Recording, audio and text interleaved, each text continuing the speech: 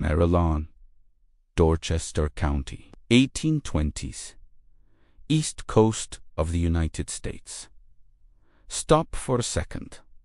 Close your eyes. Imagine the air. It is not the air you breathe today. The air here is hot soup. It is dense. It is humid. It sticks to the skin like a sin that won't wash off with soap and water. It smells of stagnant swamp, where still water hides things that bite. It smells of tobacco drying in old wooden sheds. But, above all, it smells of fear, an ancient ancestral fear that impregnates the soil like the blood of past generations. We are at the Brodess Farm, a land of water and shadows. Here, nature is beautiful, but it is cruel. Weeping willows sway in the wind, but do not be fooled by the beauty. Pay attention to the sound. It isn't the song of birds that dominates the soundscape. It is the clinking, clank, clank, clank, the metallic, rhythmic, constant sound. Shackles banging against packed earth, chains dragging on the ankles of men who were once kings in another land. It is the sound of property, the sound of human beings reduced 2 lines in a ledger, classified between cattle and tools. Araminta Ross. They call her Minty, a child 5 or 6 years old, small for her age, malnourished, skinny, with scraped knees and bare feet that have never known a shoe. But look at her face. Look at the eyes. They are black, deep, almost unfathomable. They don't blink with the frequency of a normal child. These are eyes that absorb light. Eyes of someone born knowing the world is a dangerous place. She is sitting on the porch of the big house. Her task is not to play. Her task is to watch. She needs to watch the white mistress's baby while he sleeps in the crib. The rules are simple and brutal. If the baby cries, Minty gets beaten. If the baby wakes up, Minty gets beaten. If Minty falls asleep, Minty bleeds. She observes an object hanging near the kitchen door, a braided leather whip, the tip worn from use. An inanimate object. But for her, it is a living monster, a serpent that sleeps on the wall and bites on the back. She learned early the fundamental lesson of slavery, the lesson that breaks the soul before breaking the body. Your body is not yours. Your pain does not matter. Your scream is irrelevant to the universe around you. Her mother, Rit, is the force of nature, trying to keep the family together, cooking, cleaning, praying softly. Her father, Ben, is the man who teaches the secrets of the forest. He teaches Minty to read, not books, that is forbidden and punished with death or mutilation. He teaches her to read the world, how to read the bark of trees, how to know if it will rain by the flight of birds, how to walk without making noise on the dry leaves of October. Lessons that seem innocent, but that soon will be the only difference between living and dying hanging from an oak tree. Minty watches her brothers being sold. It isn't a dramatic soap opera event with sad violins. It is a commercial transaction, dry, bureaucratic. A white man arrives on horseback, sweating, smelling of cheap whiskey. He examines Minty's brother's teeth as if they were horses, squeezes the muscles of their arms, discusses the price with Mr. Brodess as if buying a sack of flour or a new plow. And then the brother is gone, tied behind a wagon, disappearing into the road dust. The cry of the mother, Rit, pierces the night.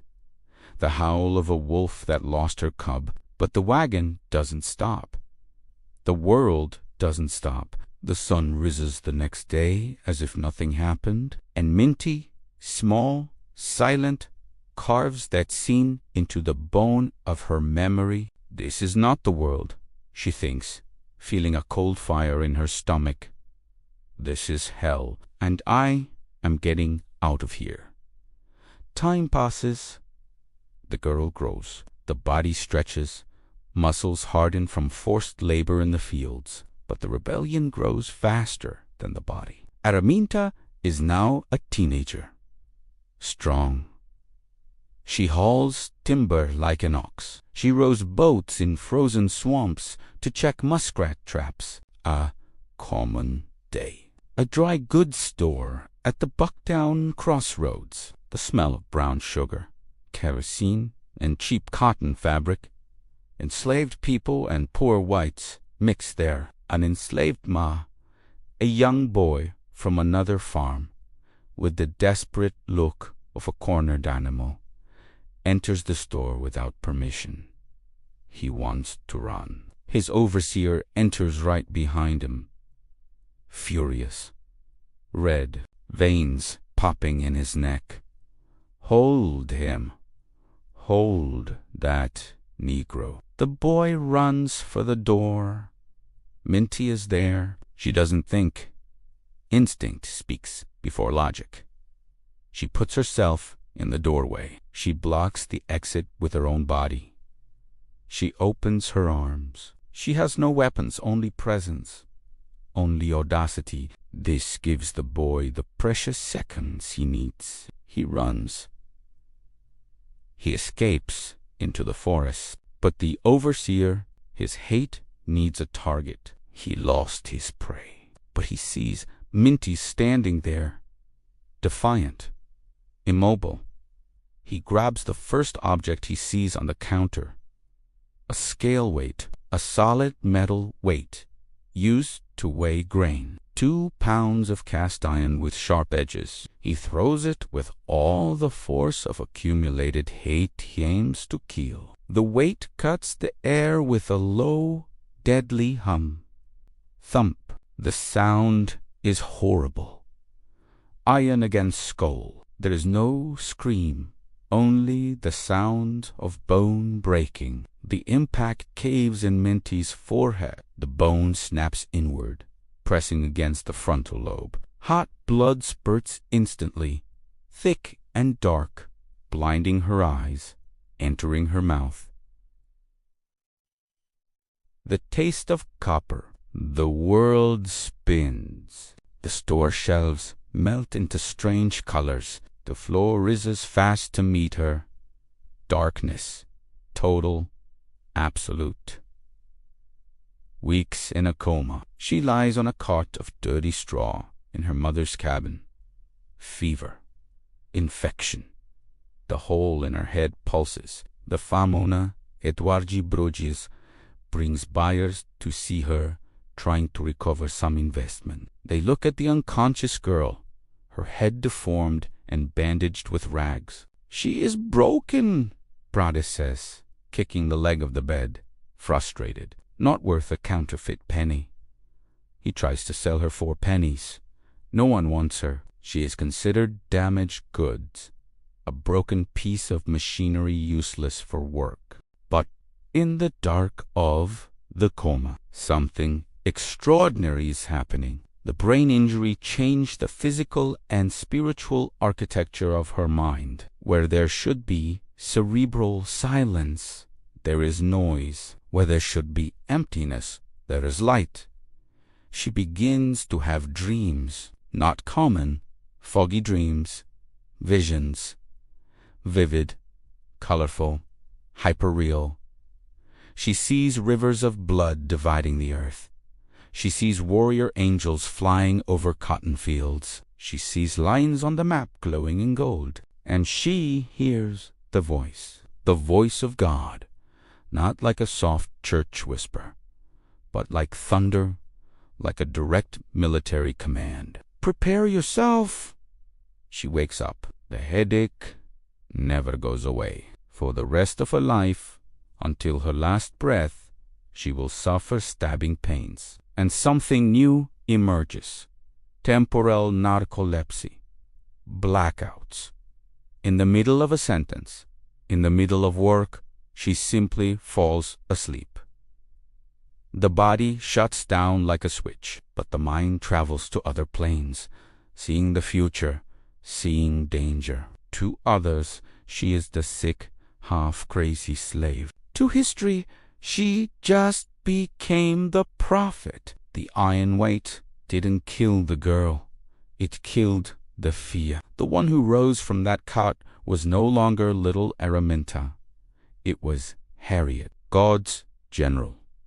Stop and look at your life right now. If you have ever felt that life hit you so hard, physically or emotionally, that it seemed impossible to get up, if you carry a scar, visible on the body or invisible on the soul, that people used to say you were broken, defective, or incapable, but something inside you, a stubborn and irrational voice deep down, refused to fade. Smash the like button. Now, do it as an act of defiance. Show the world and the algorithm that we are made of unbreakable material. Today, we tell the story of the woman who used her mortal wound as a compass to save a nation. The siege tightens Mr. Brogi's dice. Widow Brogi's takes control of the property. She is different from her husband. She is cold, mathematical, calculating. She doesn't see people with names and stories. She sees assets to liquidate debts. The farm is bankrupt. The solution is obvious and terrible on her spreadsheet.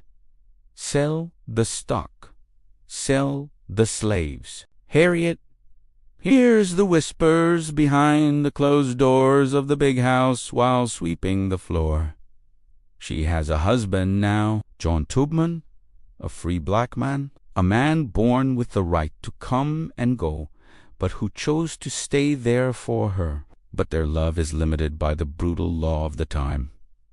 She is property. He is a citizen, second class, but a citizen. Her womb belongs to the owner.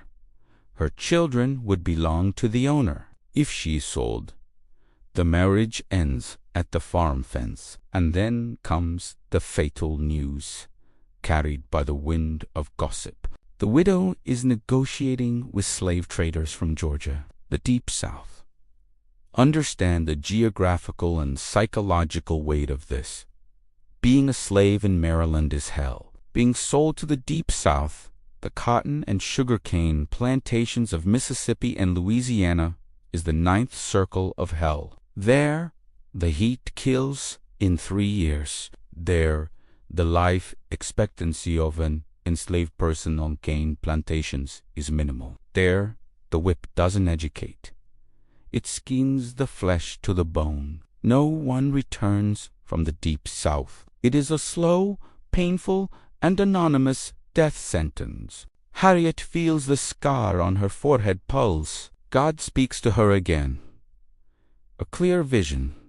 She sees a line on the ground. On one side, slavery and death in the cotton. On the other, the unknown, the dark forest, the possibility of being eaten by dogs, or freedom. She tries to convince her brothers, let's run. I know the way. God showed me. They feel fear. The paralyzing fear of the hound, the fear of torture if caught. They give up. They go back to the slave quarters. She goes to her husband, John, the man who should protect her. Call me with me, John. Let's go north. He looks at her with contempt and fear. He is comfortable in his small freedom. He is afraid of losing the little he has because of his wife's madness. You're crazy, Harriet. You'll die in the swamp. Forget it, Harriet insists. And then the final betrayal. John says, if you try to run, I will tell the overseer. I will report you. The sentence hits harder than the iron weight. The betrayal of a loved one hurts more than the enemy's whip. In that moment, Harriet realizes she is totally, cosmically alone. but she makes the decision that separates slaves from legends. She looks at the moon. There are two things I've got a right to: liberty or death. If I could not have one, I would have the other. No one will take me alive to the South. She decides she prefers a free corpse to a living, chained body. She walks through the field in the twilight. She sings softly, not to alert the guards. An old spirica, a code. Goodbye, I'm going to leave you. Good morning to the promised land, ... double quote. She cannot say goodbye to her mother, it would be too dangerous. The mother would cry, the mother would scream.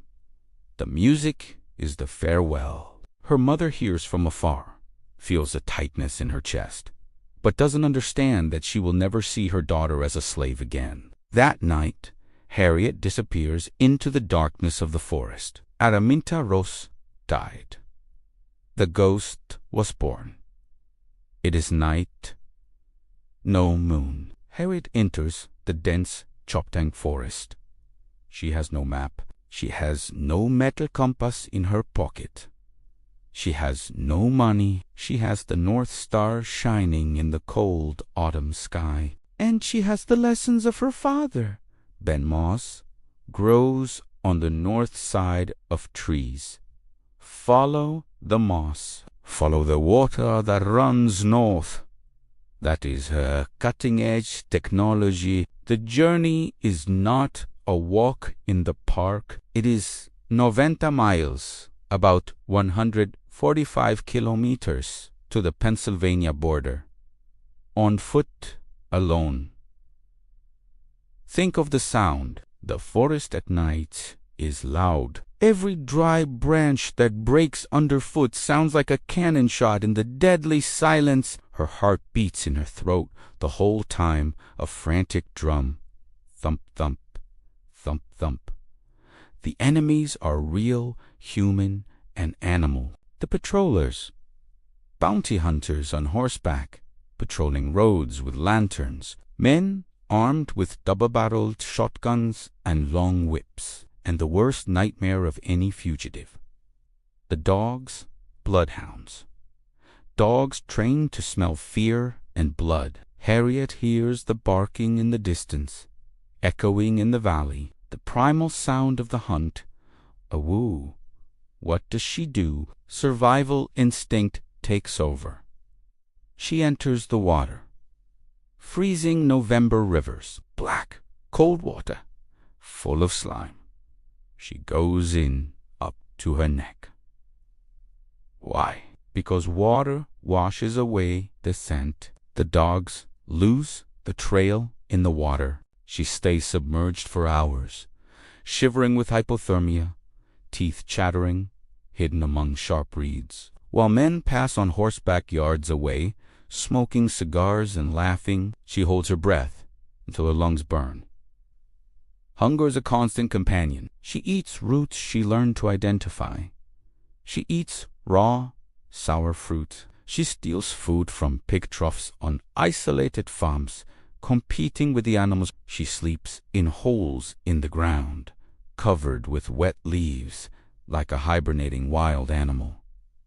And then narcolepsy strikes. At the most critical moment, in the middle of the escape, the brain shuts down. The short circuit from the old blow. She falls, sleeps deeply in the midst of danger, vulnerable to any predator. But it is in this sleep that the magic happens. God sends the maps, aerial visions. Turned left at the crooked creek. Do not go to the road. There are men waiting at the bridge. Wait for food behind the red barn. When she wakes up, she doesn't question. Human logic would say, go by the fast road. Faith says, go by the difficult swamp. She goes by the swamp. Days turn into weeks. Her shoe falls apart, soles torn. Her feet bleed, leaving red trails in the morning frost. But then, ... The air changes. The landscape changes. The imaginary line on the ground. The Mason-Dixon line. The Pennsylvania border. The Free State. She takes a step, and then another. She stops. She looks at her own hands under the morning sunlight. They look the same. The same dark skin, the same work scars, but everything is different. Gravity seems different. Harriet described this moment with a poetry no writer could invent. I looked at my hands to see if I was the same person. There was such a glory over everything. ... The sun came like gold through the trees and over the fields, and I felt like I was in heaven. She is free. The air fills her lungs without the weight of fear. She arrives in Philadelphia, a big, noisy city full of free people. She gets work in hotels and kitchens. She cleans houses. She earns her own money. The coins jingle in her pocket, and they belong to her. She buys her own clothes. She walks down the street and looks white people in the eye without being whipped. It should be the happy ending. It should be heaven on earth. But Harriet feels a hole in her chest, an existential vacuum. She sleeps in a warm bed, but her mind travels to her mother sleeping on the cold cabin floor. She eats fresh bread with butter, but thinks of her brothers eating corn scraps. Solitary freedom tastes like ashes in her mouth. She says, I was a stranger in a strange land. My home was down there in the South. My brothers, my mother, my father, they were there, and I decided, I will not be free alone. The warrior decides to return to the battlefield. Most people, 99% of them, when they escape hell, run far away and never look back. It is basic survival instinct. I saved myself. Too bad for those who stayed. But there are rare people. The 1%, people who escape, reach the top, breathe the clean air, ... and then turn around and go back down into the darkness to get those left behind. If you are the type of person who doesn't leave your own behind, if you carry your team, your family, your friends on your back when they can't walk, ... Subscribe to this channel now. Here, we don't just celebrate success. We celebrate loyalty. Welcome to the Resistant. The United States Congress passes the Fugitive Slave Act. The game changes drastically. Now, the North is no longer safe. The law says any enslaved person found in the North, even in free states like New York or Pennsylvania, can be captured and returned to the South. Ordinary citizens are forced to help in the capture. Judges make more money if they condemn someone to slavery $10 than if they set them free $5. It is a legalized national manhunt. The map of freedom has changed. Now, freedom is no longer the U.S. North. Freedom is Canada, the eternal winter, the land of Queen Victoria. Harriet is not intimidated. She begins the expeditions. She returns to Maryland. Once, twice, 3 times, 19 times over a decade. She becomes a ghost, an urban legend. Slave owners don't know who she is. They think it is a militant white abolitionist man. They begin to call this mysterious figure Moses. Moses is coming down and stealing our cattle. Her head is worth gold. Rewards are offered. $12,000. Then rumors of $40,000, equivalent to millions today. Wanted posters with vague descriptions are nailed to every tree in every police station. And the tracker enters the scene. Let's personify evil. Professional bounty hunters. Cruel, experienced men who live to track humans. They use ferocious dogs. They know the swamp They are obsessed with catching Moses. But Harriet is smarter. She is a natural strategist. She develops special ops tactics worthy of modern forces. Winter operations. She travels only in winter. Why? Nights are longer, more darkness to move. People stay indoors because of the cold. The Saturday night tactic. She executes escapes exclusively on Saturday night. Why? Because slave owners can only place the escape ad in newspapers on Monday morning. Sunday print shops are closed. This gives her a mathematical advantage of 36 to 48 hours before the news spreads via telegraph. Counterflow. Sometimes, when hunters close the circle to the north, she travels south towards the danger to confuse the trail before circling back. The Christmas rescue. In an audacious mission, she rescues her brothers on Christmas while the whites are partying, drunk, inside the houses.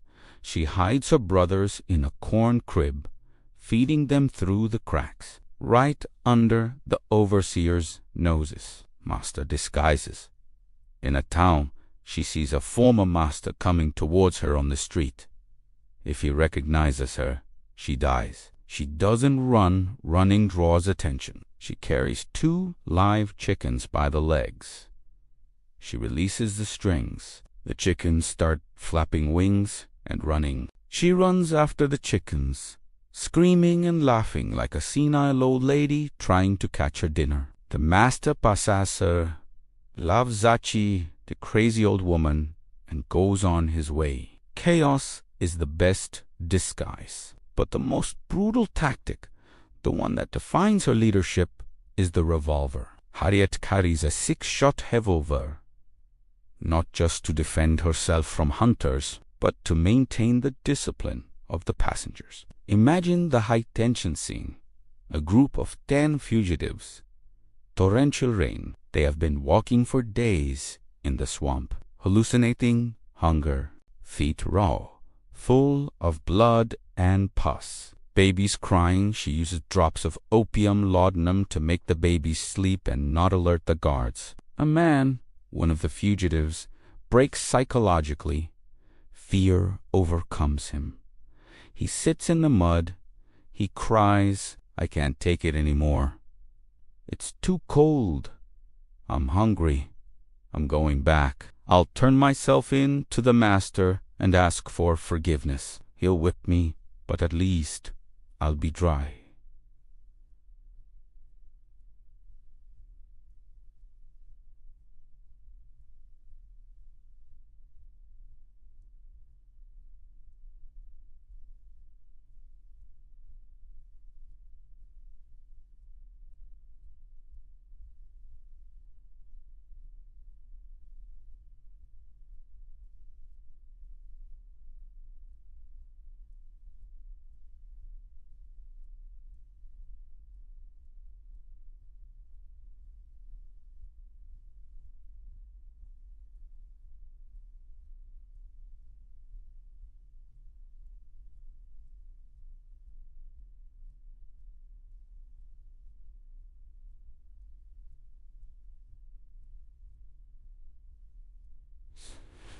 If this man goes back, he will be tortured. Under torture, he will talk. He will give up the secret route. He will give up the location of the station's safe houses. He will kill Harriet and all future groups. The entire mission is at risk. Harriet draws the revolver. She points the cold barrel at the man's head. Her hand doesn't shake. Her face, lit by lightning, is not that of a gentle savior. It is that of a general at war. Her voice is steel. "Get up! I can't, Moses!" She cocks the gun. Click! "You will live free, or you will die here in the mud. But you are not going back. Dead men tell no tales." The man looks into her eyes. He looks for hesitation. He finds none. He sees the absolute truth. She will pull the trigger to save the group. The fear of immediate death overcomes the fear of exhaustion. He gets up, he walks, he reaches Canada. Days later, breathing freedom, he thanks her for pointing that gun. True leadership sometimes demands terrible decisions to ensure the survival of the collective. She rescues her brothers. She returns to rescue her parents, Ben and Rit, now 70 years old. Imagine the logistics. Taken to frail elderly people through swamps and guarded forests. She builds a makeshift wagon with old wheels. She steals a horse. She improvises a carriage of freedom. She succeeds. She was never captured. She never lost a single passenger. As she herself said in her later years, I was conductor of the Underground Railroad for 8 years. And I can say what most conductors can't say. I never ran my train off the track, and I never lost a passenger. The American Civil War explodes. The nation splits in half. Brother blood against brother blood. North Union versus South Confederates. The question of slavery will be settled at the point of a bayonet. Most freed black women go to work in hospitals, washing sheets stained with blood or cooking for soldiers. Harriet isn't the majority. Harriet goes to the battlefront. She goes down to South Carolina, occupied by the Union, the heart of darkness of slavery. The Union general, David Hunter, looks at that small black woman, missing teeth, wearing baggy clothes and a headscarf. He thinks she will be an excellent cook, but she starts talking. She talks about the terrain. She talks about the rivers. She talks about how the enslaved people on the plantations trust her. She sets up a spy network. She recruits local black men. They bring vital information where the Confederates keep ammunition, where the cotton stocks were monier, and, crucially, where they placed mines, powder kegs in the Combahee River. Harriet Tubman becomes the first woman to head a military intelligence operation in the U.S. June 1863.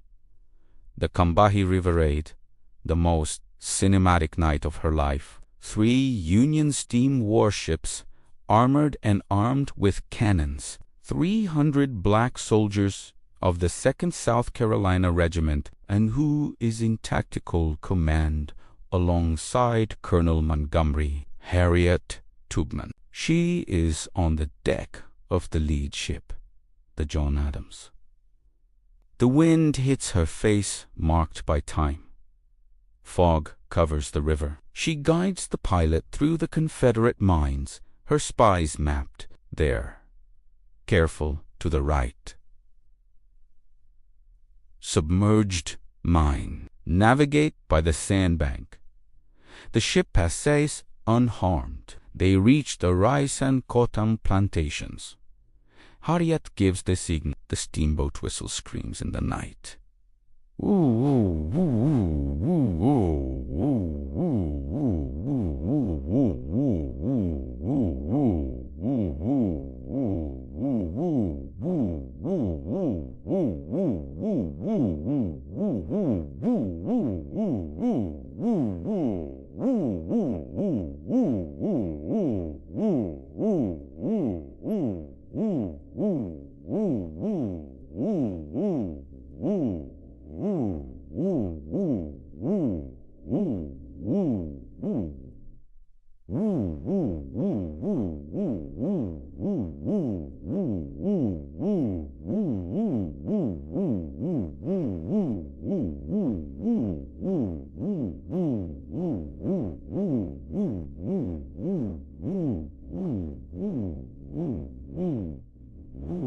It is the sound of Judgment Day for the slave owners. It is the sound of the trumpet of Jericho for the enslaved. Chaos searches in fire.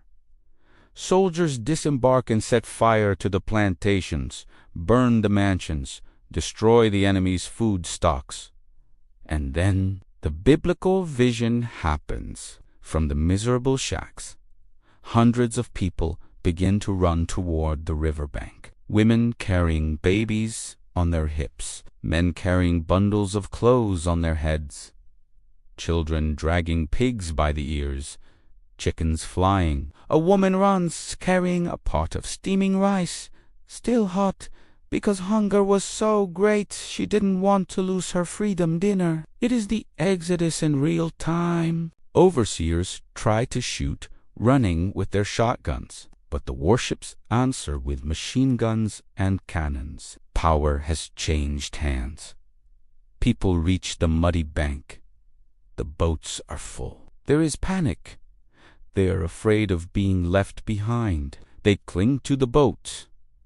Harriet stands at the highest point of the ship. She opens her arms, the maternal and warrior figure, and she begins to sing, not in order, but a hymn. A hoarse, powerful voice that cuts through the noise of explosions and crying. Come along, come along.